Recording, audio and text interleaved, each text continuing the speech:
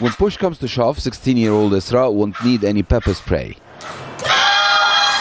A black belt in karate should do the trick. But ESRAA didn't take up martial arts out of love for sports. One time, I was walking down the street with a group of friends, and some guys started to harass us. And that night, I went home and complained to my mother about what happened. She told me I need tough skin, so that's why I started learning karate.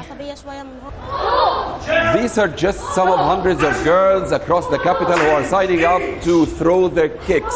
As defense classes are cropping up, karate is popular in demand. And for those enrolled, learning martial arts gives them a sense of protection that streets don't necessarily offer. This footage, shot almost 2 years ago, shows a group of girls walking down a busy street in Cairo, being attacked and physically harassed by a bunch of young men. Disturbing images then, and unfortunately a trend that continues today. It has forced many young women to find better ways of protecting themselves. If they're on their way home from school or work, it's important these girls know how to defend themselves, so that when they're outside, they feel prepared. Last year, Egypt's Center for Women's Rights conducted a survey, which revealed that 93% of Egypt's women have endured harassment of some sort at least once. Activists say sexual harassment has its origins in the country's male-dominated conservative society.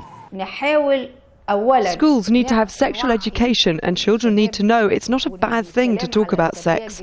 We also need to change our present social values on women so that they aren't perceived as sexual objects. Similarly, a woman should see herself as a strong individual who knows when to speak up or defend herself.